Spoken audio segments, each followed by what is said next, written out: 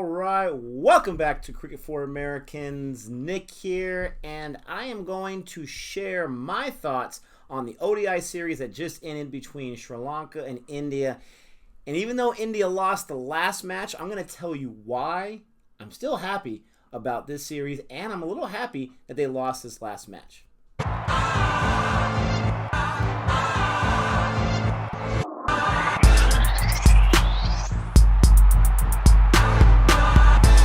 All right, hopefully you're scratching your head a little bit and you're wondering, how are you happy that they lost this match?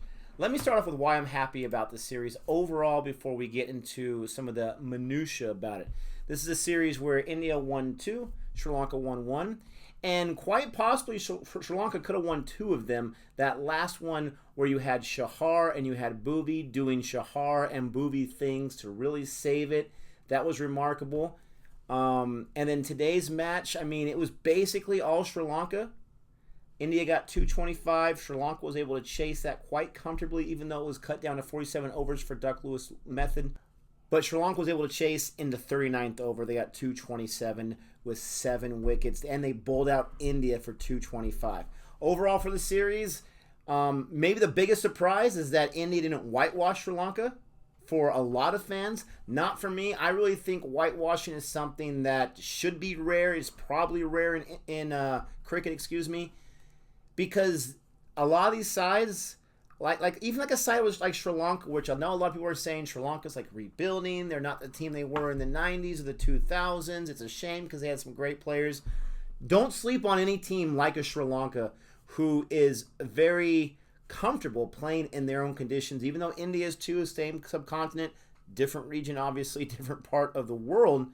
But I wouldn't sleep on a team like Sri Lanka. So if you expect a whitewash, that's kind of disrespectful to other teams, saying they're just a bunch of you-know-what, right? Garbage, if you will.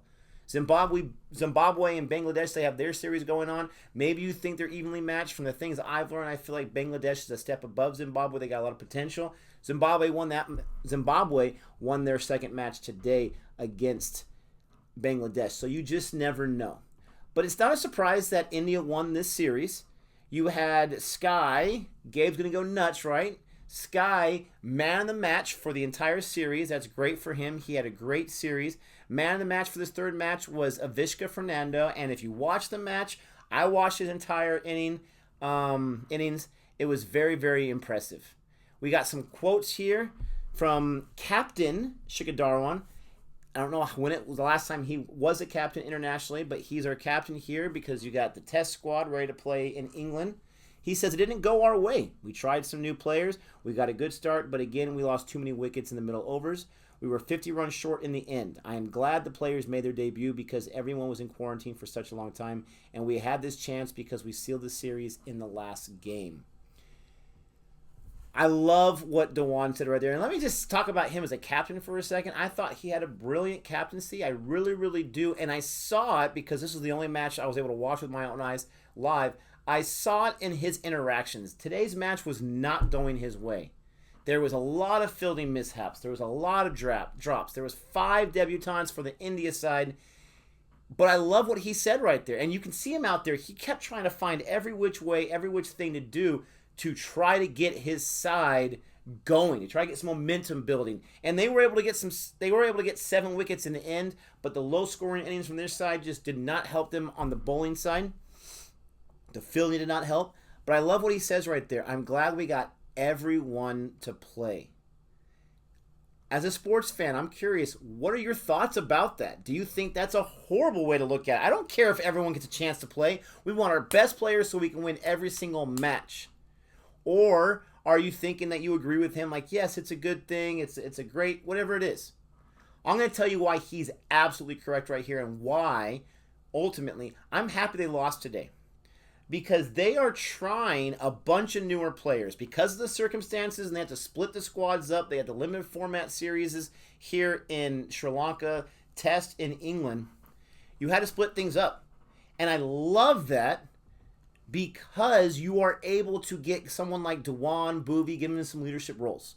You're able to get these debutantes who weren't playing the first 2 games because they weren't the first choice for the starting 11 for those first 2 in this ODI series. but they got a chance to play here. And in my opinion, with this circumstance, with the fact that you need 22 players with the two different things that are going on, two different tours, I would say they deserve this spot, right? We'll mention at least one player that definitely showed up and deserved his spot. But you want to see what these guys have. And I love that they lost today because they were able to be in adversity. These debutantes, and even the guys that weren't debuting, it's not like a lot of them, or at least some of them, right? Some of them haven't been there forever. Even Prithvi Shaw has not been in the international scene forever. Guys like Dewan and Hardik Pandya, right? Those guys have been there for a while. But there's a lot of guys that are still relatively new, and it's really cool to see them get their chance. But you want to see from a coaching perspective, from a captaincy perspective, I'm sure Coley wants to see this. Which of these guys can we count on when we need to, when we're in a bind in the future? And I'm really happy with how a lot of them were able to perform.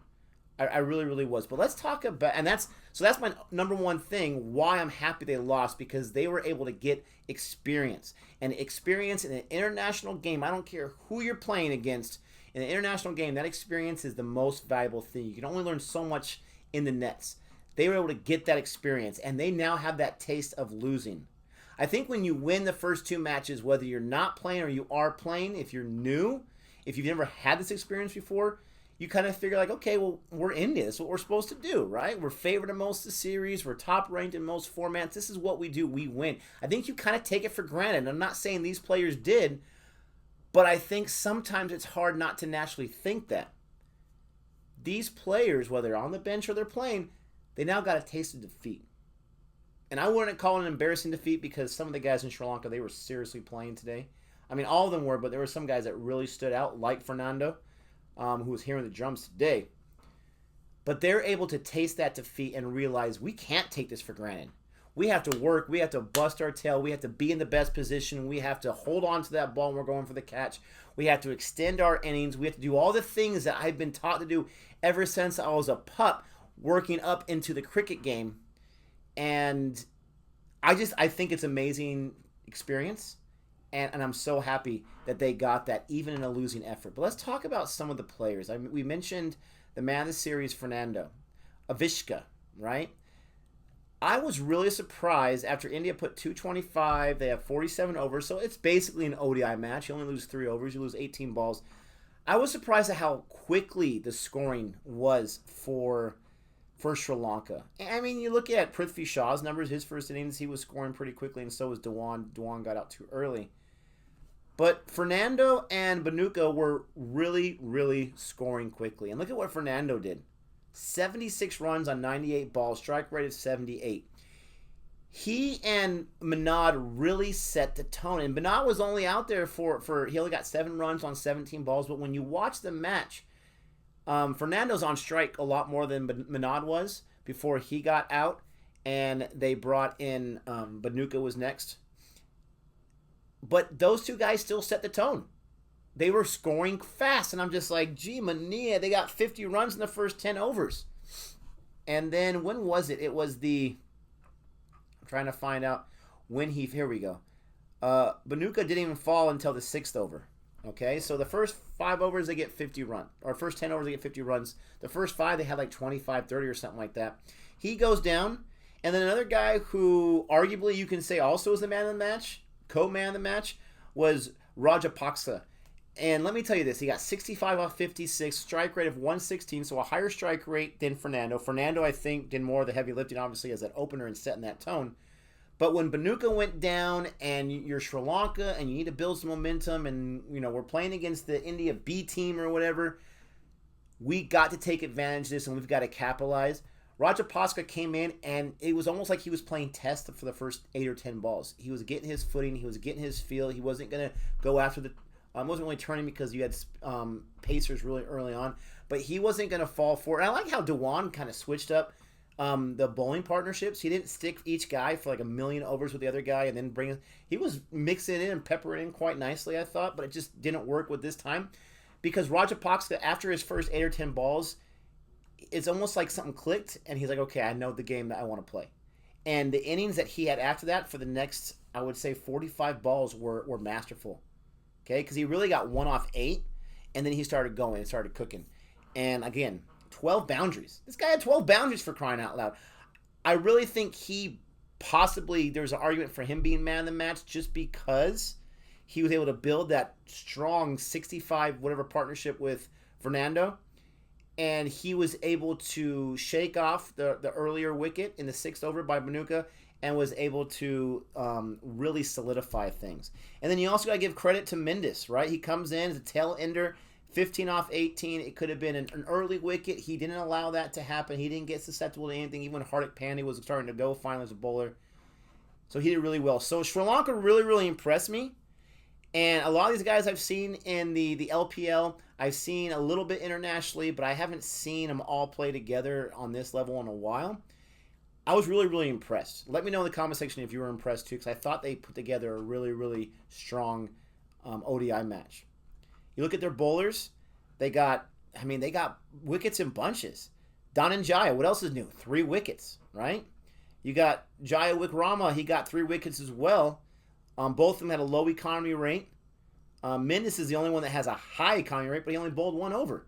And then you got Shamira, kind of a higher economy rate, a lot of wides, but he got himself 2 wickets. So the bowling attack was very, very even, very, very consistent, if you will. And I feel like it kept India off balance from time to time. Now, Sri Lanka won. They deserved to win this match. I'm happy for the experience that India got, but let's still talk about some performances. Prithvi Shaw is going to be the name I'm going to be mentioning for years to come as the guy that I gave up on way too early. Now, I was younger in the game of cricket. I was still learning a few things, but man, did I make a mistake judging him too early. This guy needs to have a spot in the traveling 20 when you go on any tour on the India team, not the A team or the B team or the C team, but the team. And then needs to get a possible look. Now, is he going to replace a Rohit? Probably not, right? But he can be a strong possibility. I'm talking about the test side too, to replace someone like a Gill, who's not really performing so strongly, right? So, and I know Gabe's going to say Sky, but Prithvi Shaw, he could be your future long term, and you could have such a young future team. Dewan went down early, but I really liked his captaincy. I'm not going to crush him too much there. Sanju Samson, 46 off 46. We've seen this ability. We've not seen the consistency. But here you go in this last match. Did really, really well. Manish Pandey, a lot of people are destroying him. They're wondering what the point is. I don't know what's going on. I'm not ready to completely give up on him. But I know there's a lot of opinions about him there. And then Sky, right? He was a player of the series. He got 40 in this match. So consistent. And I think that's why Gabe loves him so much. He's not highly touted. People aren't shouting his name from the rooftops, but he is bringing it just about every single innings, just about every single match, in limited overs at least. And he's getting a chance to play, which is crazy. He hasn't got too much chance internationally, getting a chance to take advantage of this. And this is one of the reasons I love, even in this loss, that Sky is getting consistent reps, consistently playing in every single game and doing a great job. On the bowling side, you had some impressive performances. Shahar took a while to get going. Look at this. I see 3 wickets, which is fantastic, because he didn't have any in the first 30 overs that I watched. I could be wrong, but I don't think he had any there. But then, yes, here you go. So he got... Okay, my bad. He got Fernando. Well, no, but that was later on, right? He got Fernando in the 36th over. Okay? So he didn't get any of these guys till later. Let's see. He got Shanaka in the 32nd over, and then he got Shamika in the 38th over. So yeah, he didn't get any in the 30th, but obviously he came around and he came on. He bowled the most overs with 10. He had kind of an expensive economy rate, but not as bad as Hardik Pandya, who finally came on the end, 5 overs, 1 wicket. But then you had the guy that I was so happy about, the guy I thought that did the... And I was really impressed too with Gautam. This guy got destroyed for getting bazillions of dollars in the IPL draft, besides a horrible drop. Horrible drop. I mean, that was just... that wasn't Gotham. That was Rana. Horrible. I don't want to crush anyone today, but you guys are asking about Pandy. I'm asking about Rana. Guy has fantastic hair, though, by the way. Fantastic hair. Gotham had a good catch, right? He didn't drop it when everyone else was dropping it. He got an early wicket, and he was giving up runs like crazy. He got that wicket, and then his next 10 balls were masterful. You see the potential there. I don't know what needs to happen for him to continue being more consistent with it, but you definitely see that potential. But Sakarya, this guy is a man amongst boys. It took him a while to get his footing. I say a while, like 3 overs, maybe 3 or 4 overs. And then he started getting wickets. He got a cotton ball, which is always super, super impressive to see. 2 wickets, the economy rate of 4.2, almost the lowest. Next to Rana, surprisingly, who his first 2 overs were great. It was like 1 run or 2 runs or something like that. But Sakarya, I think, again, like Prithvi Shaw, he's so young and he has so little experience internationally. He has so little experience in the IPL, for crying out loud. But this guy, he's like that number one, that rising song on the chart with the bullet. It's just rising up fast. You've got to think about considering him for your top 20 at least when you're touring someone with your India team, your first team in India. You've got to think about it because this guy, he just has the ability to change the complexity of a match and to get those much-needed wickets. And he's so young, but he just has this like joy when he's playing the game. He's really someone to look out for. And right now, in my opinion, the biggest hindrance right now in Test, and I'm not sure if he's a Test guy. He might be more limited formats, but the biggest hindrance is their bowling and getting those big wickets at the right time. He might be an answer to that. Him and the Lord Siraj and maybe a Washington Sundar. The jury's still on him. Get that young blood in there with your Bumrah and with your Shami and kind of mix it up a little bit. And you pepper in a little bit of Hardik Pandya or a little bit of Jadeja, and you got a different complexity there. I'm really interested to see what happens. And you're going to say, what about Ashwin? What about Ashwin? Obviously, you got to have Ashwin in there, too. You got to figure out how many spinners you want to have against Pacers. But those are my thoughts on this match. It's not really an R3 wickets. It's just a cricket convo. My thoughts about this ODI series, and more specifically, this third match that I watched, streamed it on the channel. If you want to check out the replay, you can go ahead and do that. It's on the channel right now. But thank you so much for viewing my thoughts on this match. Let me know what your thoughts are. This was a very interesting match and a lot of positives, even if you're a fan of India. But with all that being said, until next time, adios.